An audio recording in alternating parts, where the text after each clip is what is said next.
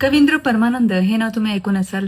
कवींद्र परमानंदांनी छत्रपती शिवाजी महाराजांचा इतिहास सांगणारा शिवभारत हा महत्त्वाचा ग्रंथ लिहिला. हा ग्रंथ कुठे आहे तुम्हाला माहिती आहे का? तर हा ग्रंथ जो आहे तो तंजावरच्या सरस्वती महालामध्ये मूळ तमिळ भाषेतला हा ग्रंथ आपल्याला अभ्यासावास मिळतो.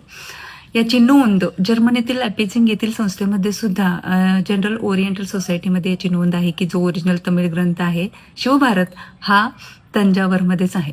याच्या अनेक प्रतीनंतर संस्कृत किंवा इंग्लिश भाषेमध्ये प्रकाशित केल्या गेलेल्या आहेत. पण मूळचा जर आपल्याला ग्रंथाचा अभ्यास करावायचा म्हटलं तर आपल्याला तंजावरला जायला लागतं.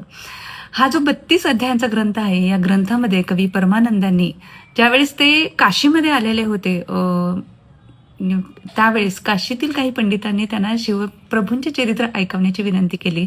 त्यावेळेस त्या शिवभारतामध्येच त्यांनी अशी नोंद केली की त्यांनी त्यावेळी हे जे शिवभारतामध्ये शिवचरित्र लिहिलेलं आहे त्यांनी ते त्यांना ऐकवलं होतं. या शिवभारतामध्ये त्यांनी छत्रपती शिवाजी महाराजांचे जे आजोबा होते मालोजीराजे भोसले यांच्यापासून ते छत्रपती शिवाजी महाराजांचा 1662 पर्यंतचा इतिहास, म्हणजे ज्यावेळेस छत्रपती शिवाजी महाराजांनी 1662ला शाहिस्तेखानाच्या विरोधात लढण्याची तयारी केली तिथपर्यंतच्या सर्व घटना या शिवभारतामध्ये नमूद केलेल्या आहेत आणि आपल्याला त्याचा अभ्यास करावयास मिळतो. ग्रंथ हा ताडपत्रीवरती तमिळ भाषेमध्ये पाहायला नक्कीच आवडेल. नक्कीच हा ग्रंथ पाहण्यासाठी तंजावरला भेट द्यायला हवी, नाही का?